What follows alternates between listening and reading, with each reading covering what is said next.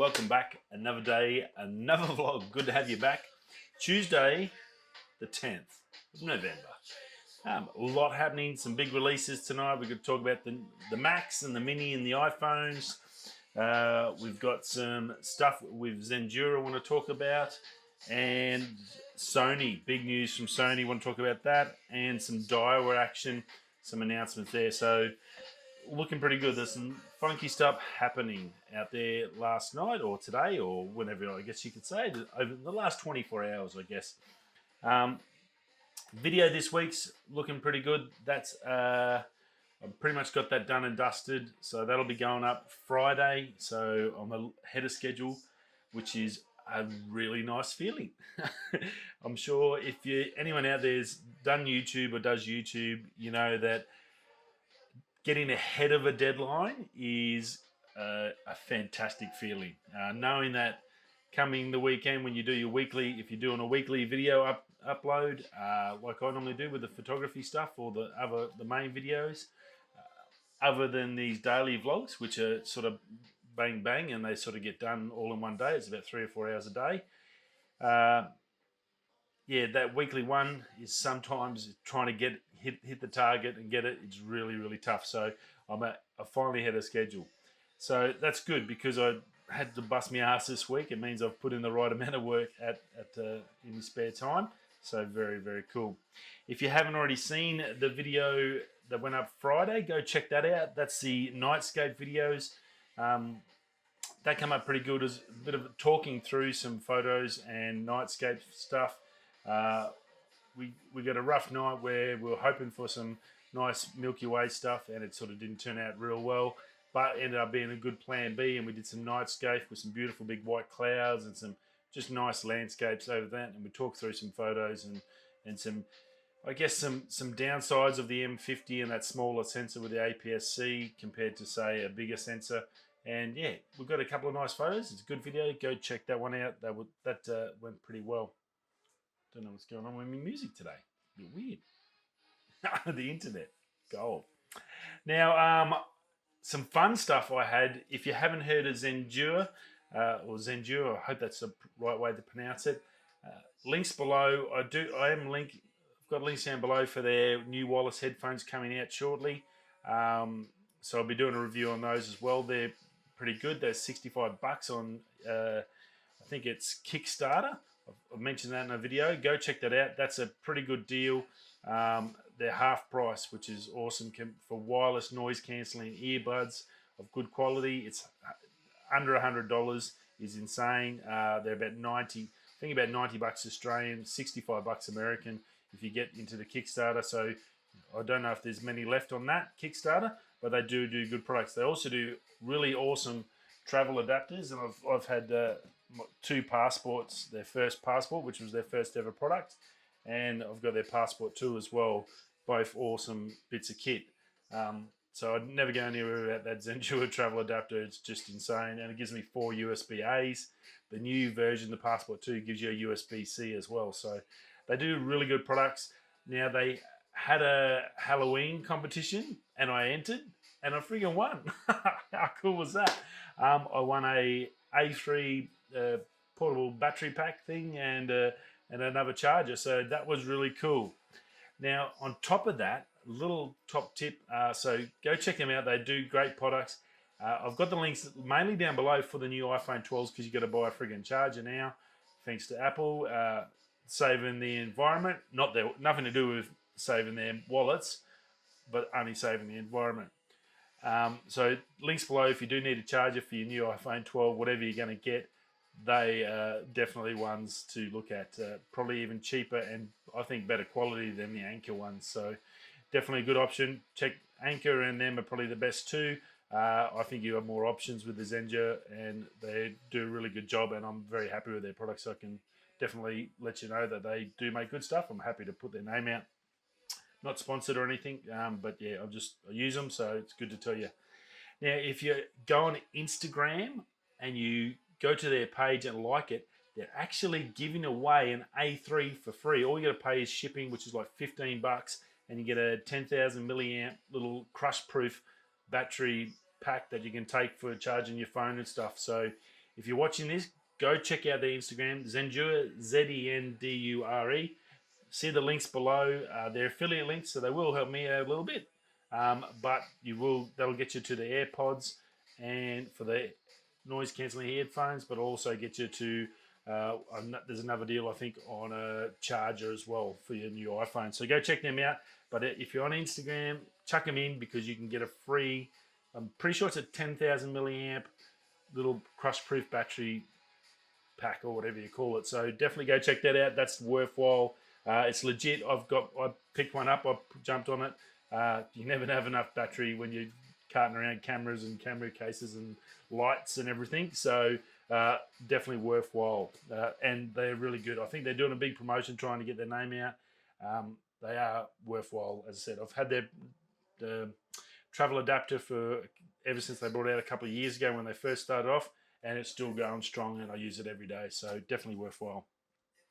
Now, Davinci Resolve, one of the big editing programs is sort of, you've got your Final Cut Pro for Apple, which is a big cost up front, but a good system if you want to use it. You've got the Adobe system. You've got Davinci's probably the next one. They do have a free version, and they do have a pro version. All depends. So it's a good way to sort of start. Davinci, very well known for its color grading, really good color grading systems. Well, they've just had a big update, Davinci Resolve 17. It's out, so if you are using that, go check it out. I believe I watched a little bit of the release on YouTube last night, and I don't know how to use the program, but it does sound like they've expanded the color range, much like Lightroom's expanded from that old split toning and went to the different colors. Well, some of the part I watched was they were talking about how they've expanded the color wheels and flexibility, and basically it looks like they've got some really infinite adjustable setups there. So probably a little bit pro level compared to my terrible editing. But look, if you are a Davinci guy or girl, definitely go check it out because it looks like you've got a good little update come through. I'm not sure if you have to pay for it or not. I'm not sure how the Davinci system works. But for more reports, the people that have used it, I do watch. I know Camera Conspiracies. Pretty sure he uses Davinci, and he's done some good stuff with it. And he's pretty happy with it. There's a few that have gone and tried it. Some have gone backwards. Some go to, I think, stay with Adobe for the same reason to me, because I've just got one cost and I can do everything I need to do. I can do my Lightroom, video, thumbnails, all the whole work, Photoshop, and I just pay one cost and have one setup. So that's the way I go, but definitely worth checking out. It looks like they've done well. Big news. The big news of the night, and something I hadn't even thought of, and I wouldn't have thought of, and I don't think anyone would have sort of predicted. It was really well done and really under the covers. Sony, yes, Sony, are making a drone. Wow. Huge news in the tech market. I think I've said to you for the last few months, 2021 is going to be the year of the FPV drones. Drones have progressively each year got bigger and better. The last 6 months of this year, FPV has been all over YouTube. All the big guys are getting into FPV. You can get into it. I mean, the most expensive part seems to be the goggles. To get the good goggles, the only ones that sell good, decent ones are the DJIs at $1,000 a pop. But the little drones, little mini whoops and stuff, cine whoops and bits and pieces like that, are actually fairly reasonable cost-wise, and they're super tiny, like they're big as your hand. These little things, but they're the ones you'd see all the crazy moves going through chairs and through little holes and just ridiculous stuff in videos and ads and all that stuff. That's what they use, those little FPV drones. So I know that's going to get big. We had the release, that one we talked about the other day. They're out. The rumors are out there about DJI bringing out their own FPV series and setup. I mean, we know they have the best goggles. They have the best transmission system. Most of their parts are used in these FPV. There's rumors they're going to come out with their own entry-level, build it yourself, whack it together, and go off and fly sort of system. So I think that's definitely going to happen. Sony now jumping in on this. We don't know if it's going to be FPV or it's going to be like a normal generic type drone. What we do know is Sony makes the best sensors, camera sensors for everything, for phones, cameras. A hell of a lot of companies use Sony sensors either in their mobile phones or in their digital cameras. It's a Sony sensor. They've got the best technology, the best sensors. Now you're going to now get those amazing sensors in a drone. Now, as a creator, and I've got a little my DJI Mavic Mini, the little boy, starting to look at the footage and stuff like that. Super clear picture, but it's not that. It's not like you'd have, say, on the M50 or a good mirrorless or DSLR camera that you're doing video. So knowing that you're going to have Sony in there, going to come in with these amazing sensors, and that's going to be obviously what they're going to push that hard. The fact that they're going to be going for creators to give you that full quality, I guess, video feel and that cinematic feel. If they can get the rest of it right with their sensors, you know it's going to be an amazing product. So I think that's going to be a huge deal. Now they're saying it's going to be released in spring 2021, so that's around, I think, spring. I'm not a four seasons person. I've only got wet season, dry season built into this body. But I believe spring starts in the Northern Hemisphere in March. So that's not too far away, basically 4 months away. And they've just done the first initial release. All you can see is the propeller head, and you can see a bit of the arm, and part of that arm is carbon fiber. So we know it's going to have a round carbon fiber arm.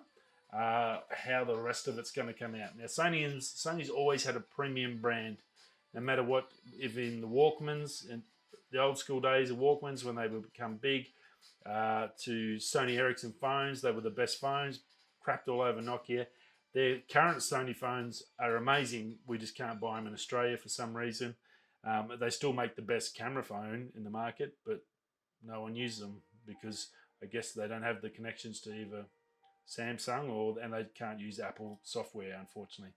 But like they always made a premium product, so I can really envisage like seeing the carbon fiber there. If it is a foldable drone, we're talking about a foldable drone with carbon fiber arms. I can't imagine I'm making a big thing like a Phantom. That would be silly. So I'm assuming it's going to be foldable. Foldable arm carbon fiber drone. That's going to be ultra tiny. I'm gonna have to say it's probably going to be Sony prices, which we all know. If you want to buy a Sony lens or a camera, you're going to be selling a kidney. So be prepared for that, but it should be pretty good, I think. Very, very cool. Now, Daiwa has, again, these launches. They do launches. It's like I remember on Ocean's 11, or Ocean's 13 it was, we talked about the soft opening. That scene about the soft opening. Was it open or was it not open? Oh, it's a soft opening. What's a soft opening? Oh, well, they come in and everyone tests it before they have the opening. Well, when I was in Vegas and then they opened the Flamingo, it was open. I always remember that scene from Ocean's 13. It's pretty cool, and I think that's what we get now. We've got these. We're releasing a drone in March. Huh? You've given us a picture. And now we're going to wait all the way till March, and then it's just going to be rumours flying everywhere for the next 4 months. Now, look, I understand it's hype. They want people talking about it. They want people guessing and going, oh, it's going to be this and that, and put all these things all over the media, and that's fine. I understand that. Apple's been doing that for years. All the phone companies live on that. It's free advertising for them, and I think that's what they do. They chuck that carrot out. Carrot's on the rod, you throw it in front of the donkey, and the donkey's like trying to get to it, and he's never going to get there, but he keeps fighting to get to it. So, look, I think it's going to be interesting. It's just, this new way they do it, where they just give you this little glimpse, one square of something, and then you've got to wait a month or 3 months or 4 months. We've got to wait now for that. So hopefully we'll get some leaks out and actually get to see this thing, at least in early 2021, I hope. Now, Daiwa Project T is coming out. They normally do a project every year, so there'll be a whole new series of high-performance rods and gear. Wasn't much on it. It was basically just an advert last night. they've got some fantastic pro fishermen there, Brent Earl and a heap of Cody, and just a ton of awesome dudes in there that test their gear and use their gear. So Daiwa's always been an amazing product. It's going to be interesting to see what they come up with this year. Last year's stuff, I think, was it Emperor? No, it wasn't Emperor. Something looked amazing. So I'm sure it's going to be good. So if you are a Daiwa fan, go check out the video on YouTube. You'll be able to get a bit of a glimpse into maybe you can find some little secrets in there and give us some tips on what they might be releasing.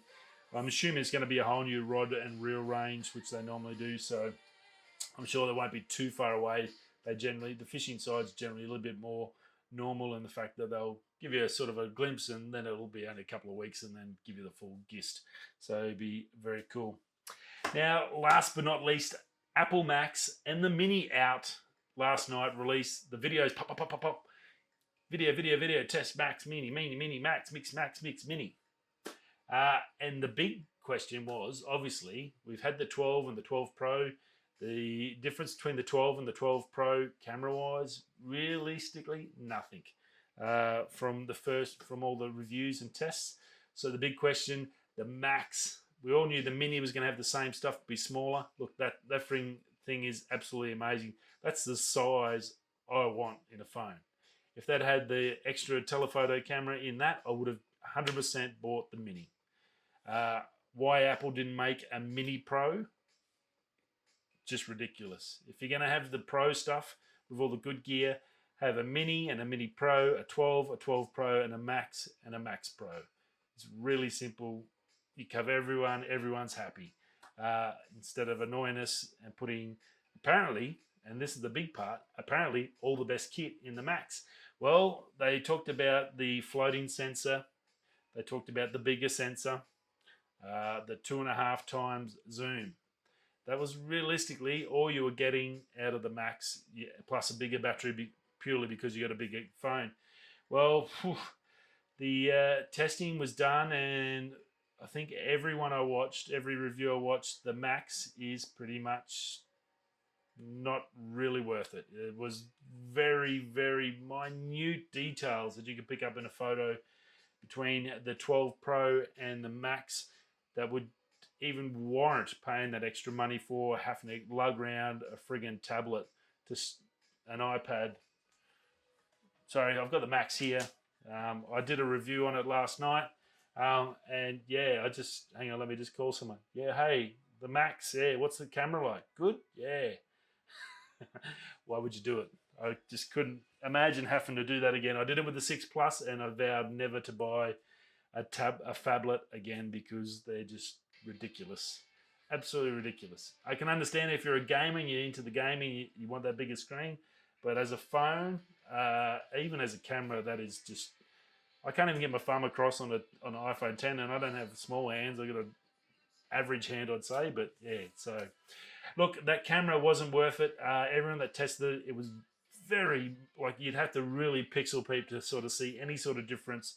So if you're looking at it just for the camera, I was actually looking at it just for the camera for that sensor. The stabilization wasn't any better than the 12 Pro. No discernible difference. The images, no discernible difference. No better for low light. There was basically nothing in it at all. No difference. Now, on the other flip side, that little Mini, the exact same thing. They put the Mini up against the Max, and the camera was just as good. You could barely tell the difference between the Mini and the Max. So look, if you're going to buy the Max for the big phone, that's the only reason you should be going anywhere near that. Don't waste your money on that thing thinking you're going to get anything better hardware or quality-wise pictures or video stuff. It's not going to happen. If you want the better video stuff, so that Dolby Vision and all that, obviously you have to have the Pro version to get that. Get the 12 Pro, save yourself at least a couple of $100, if not more, and you don't have to carry around an iPad in your pocket wherever you go. So that's the biggest thing out of it. And the other big thing out of it, realistically, if you're not doing video and you're not doing creative stuff like myself, buy the Mini. You'd have to be crazy not to buy the Mini. It's the cheapest. It's small, fits in the hand comfortably. You can get across it, control it like the old iPhones we used to be able to do. Way better. Best phone out of the bunch. It has to be the pick of the bunch, the mini, and I think it's gonna sell like hotcakes. It's definitely gonna. I think somehow I can't imagine if this is not going to be the biggest selling iPhone of 2021, the iPhone mini. Look, it looks really good. As I said, the quality is definitely there, just as good as the Max. The only reason you'd buy that Max is if you want a massive screen for whatever reason. That's a personal preference. But look, very interesting to see it after all the talk, the sensor shift and all that. It really hasn't made much of a difference. I'm sure Apple's sitting back going, bro, this is not good. We put all this money into this and it really wasn't any different, and we're not going to sell anywhere near as many of these as we thought. I don't think they'll be stressed because they're going to sell a shit ton of minis. They're just not going to get that extra $400 or $500 that you'd have to pay to get a Max. So very interesting, very cool, and yeah, look, hey, all of them are good. The good thing out of it all is all the iPhone 12s are that good that they were up to the same standard as, say, a Canon 5R or Canon R5, which Peter McKinnon had his R5 taking photos of the same car, and he had the Mini and the Max, and you could tell as someone that looks at photos and edits photos on a daily basis, you can definitely tell. If it was on Instagram and you're swiping through, you wouldn't have a clue. $6,000 camera, $2,500 camera, $1,000 camera. The $1,000 camera was just as good as both the others. So that is how good phones are for photography now. You don't need if you're just doing basic stuff, there's no way you need to go and spend that big dollars. So that was probably the most interesting fact out of the whole lot, and how far camera phones have come. I'm actually thought after seeing the 12s that, like Apple, the one more thing they should be doing this year is bringing out their own actual camera. So Samsung did it a few years ago, but it was too early for its time. I think it's time for Apple to step up. They've got all the technology. All they need to do is get a sensor from someone. They can make their own sensor with their money. They got the deep pockets to develop this. They just need a sensor and a mounting system to suit lenses. They can work with a Sigma, no worries at all. And I think they would sell an absolute packet of them, because with that computational photography there and everything else they've got built in there, that would be an amazing camera. I think it'd be very, very cool to try. That's about it. I should be able to, I'll probably try again. Worst case, if something doesn't happen, it'll be tomorrow night. I'll put the video up for tomorrow when I get home. But I'll try and do a video tomorrow morning before I jump on the big bird and fly home to see my amazing, lovely family. Hope wherever you are across the planet, on the channels, on the podcast, you had a good day, or going to have a good day, or having a good night. Sweet as. Rightio, we'll see you all tomorrow. Thanks for stopping by. Whether you're coming this way, that way, I'll catch you tomorrow, Wednesday. Peace.